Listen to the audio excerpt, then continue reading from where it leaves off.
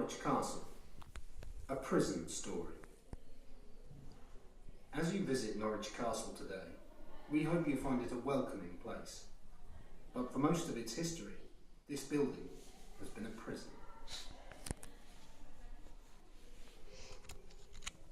Gradually, from the 13th century, the vast complex of buildings and defensive structures which had formed part of the Norman castle disappeared.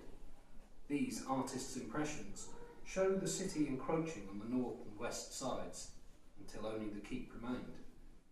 Increasingly used as a prison, it ultimately became the home of the Norfolk County Jail. One of the castle's most famous prisoners was Robert Kett. When his popular rebellion in 1549 was crushed by the king's armies, he was executed here, his fate now commemorated by a plaque near the entrance.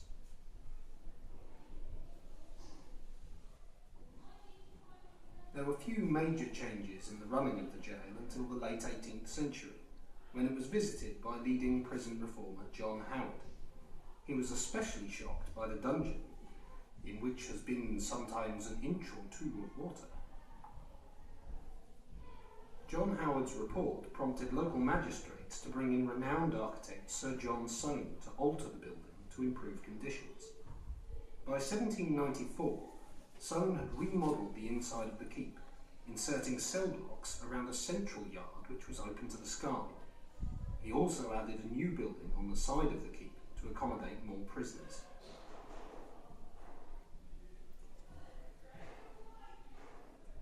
Soane's new wing was soon overcrowded and outdated, however. In 1822, it was replaced by a new jail, designed by local architect William Wilkins.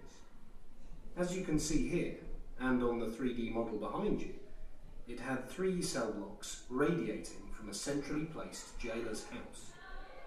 This shape reflected the latest international thinking in prison design. Each cell block housed a different category of inmate, such as debtors or women prisoners.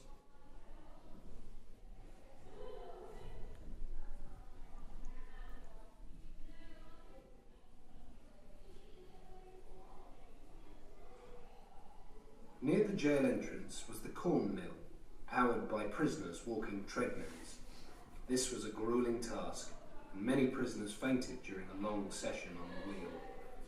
The corn was sold to local bakers, one of several money-making products of the prison.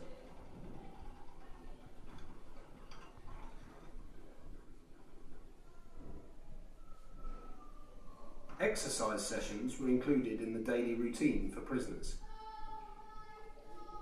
Between the cell blocks were small exercise yards, each one visible from a ground floor window in the jailer's house. The jailer could therefore check on each yard from his own home.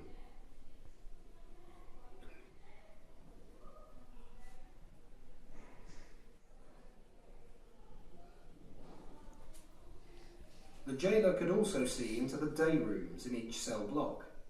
Here, prisoners were kept occupied at all times with hard, repetitive work tasks.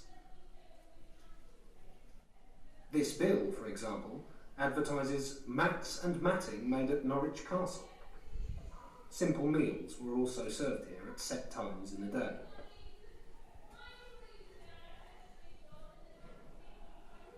The day room shown here is near the felons' cells. These prisoners had committed a range of crimes, such as theft and burglary.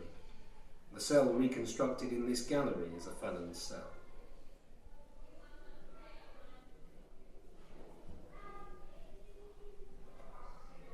Not all prison cells were quite so narrow and small. This debtor's cell is substantially larger, with a fireplace.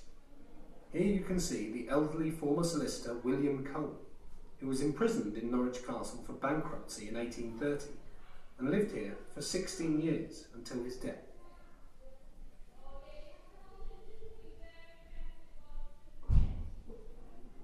The chapel was on the upper floor of the jailer's house, accessed across bridges from the cell blocks. Here you can see the chapel around 1880, with a turnkey taking his position before one of the daily services. A chair just like this one can be seen in the gallery.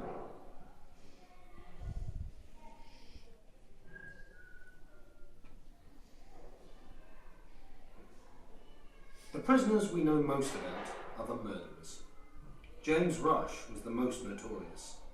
The Stanfield Hall murders took place in November 1848, when a masked intruder, later identified as Rush, burst into Stanfield Hall near Wyndham, shooting dead Isaac Jones and his son. Further shots wounded a woman servant and the younger Mrs. Jones. Rush's trial and subsequent execution made national headlines and attracted thousands of people to the city. Rush is one of 17 murderers buried in the castle. The evidence of the castle's life as a prison is all around you as you visit today. As you approach the castle, you probably walked over the spot on the bridge where hangings took place up to 1867. In the central rotunda space, the light wooden flooring under your feet shows the location of the jailer's house. The Boudica Gallery, temporary exhibition galleries and natural history gallery were all created out of the original main cell blocks. When you stand in the keep now, it is hard to imagine that this space was once open to the sky, with a cell block hiding most of the northern walls. The roof, giant arches and fine balcony you can see now were added when the prison was converted to a museum in the late 1880s. In 1887, the Norfolk County Jail was moved to a new location on Mousehold Heath, where it remains.